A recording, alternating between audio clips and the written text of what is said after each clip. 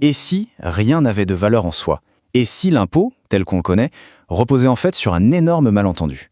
Aujourd'hui, on explore deux idées assez radicales tirées d'un texte de Stéphane Gayris. Et attention, ça pourrait bien bousculer notre façon de voir l'économie et l'État. Prenons ce château, par exemple. C'est le Castle Stalker, en Écosse. Est-ce qu'il a de la valeur? Bon, la réponse qui vient tout de suite, c'est oui, bien sûr.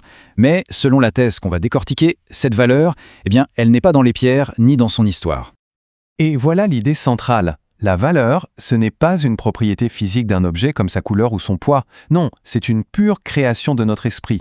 Et si c'est vrai, ça veut dire que toute notre manière de mesurer la richesse et de justifier les impôts pourrait être complètement à revoir.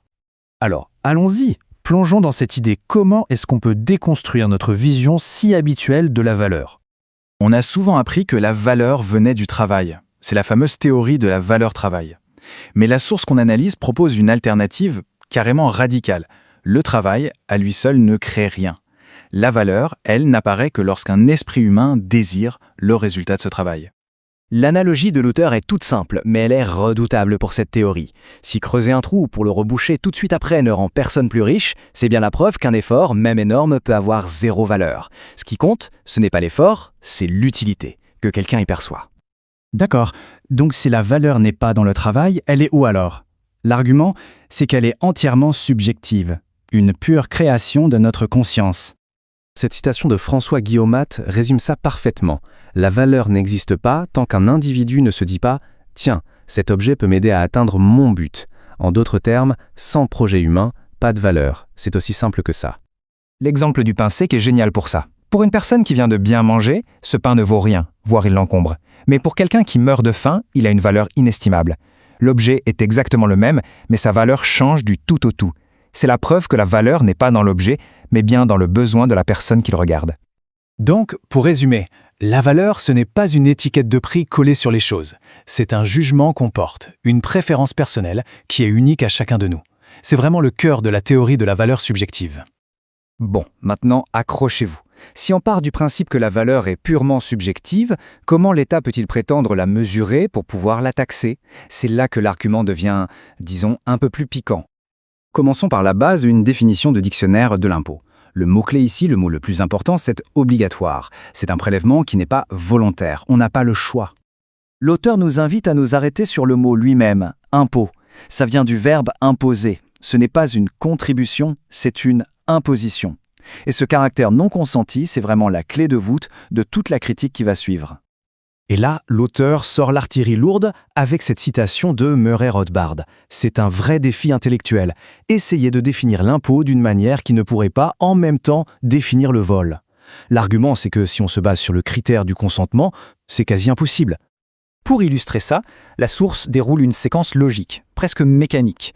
Peu importe toutes les étapes intermédiaires, les lettres de rappel, les amendes, au bout du compte, le paiement de l'impôt est garanti par la force. Pour l'auteur, c'est cette menace, même si elle est très lointaine, qui définit la nature coercitive de l'impôt. Mais alors, on pourrait dire, et les routes, et les écoles? L'argument classique, c'est que l'impôt finance des choses utiles, bien sûr. La réponse de l'auteur à ça est directe. La fin ne justifie pas les moyens. Pour lui, peu importe la noblesse de l'objectif. Si le moyen de l'atteindre est une forme d'extorsion, alors le raisonnement ne tient pas moralement. Allez, maintenant, on va connecter les deux grandes pièces de notre puzzle, l'idée de la valeur subjective et la nature de l'impôt. Et c'est là que l'argumentation atteint son point culminant. Voici la question qui fait le lien. Si on accepte que la valeur n'existe que dans l'esprit de chaque individu, comment un système peut-il prétendre mesurer objectivement une valeur ajoutée pour la taxer? Ça semble compliqué. La conclusion de l'auteur est sans appel. Taxer la valeur ajoutée, c'est une impossibilité logique. Pourquoi? Parce qu'on ne peut pas additionner des préférences subjectives. C'est comme essayer de calculer la beauté totale d'un musée en additionnant les avis des visiteurs. Ça n'a aucun sens. Le concept même de TVA serait donc, selon cette logique, un non-sens mathématique. Et là, l'affirmation va très très loin. Elle suggère que toute notre comptabilité moderne est construite sur un mythe, la fiction selon laquelle on peut noter objectivement la valeur dans un grand livre, alors qu'en réalité, elle n'existe que subjectivement dans l'esprit de chacun. Bon, on arrive au bout. Il est temps de rassembler toutes les pièces du raisonnement et de voir comment ces deux idées radicales se rejoignent dans une dernière provocation. On retourne à notre château du début, vous vous souvenez? Il incarne parfaitement les deux arguments. Premièrement, sa valeur est purement subjective. On la connaîtra que le jour où quelqu'un décidera de l'acheter. Et deuxièmement, si sa construction a été financée par l'impôt, alors, dans la logique de l'auteur, il devient le symbole d'une richesse construite sur des fonds prélevés par la force. Et tout ça, ça nous amène à la question finale, la vraie provocation de cette analyse. Si la valeur est quelque chose de personnel, de subjectif, d'unique à chacun, comment un impôt peut-il être universel, objectif et obligatoire pour tous? C'est cette contradiction qui est au cœur de toute la réflexion que nous propose l'auteur.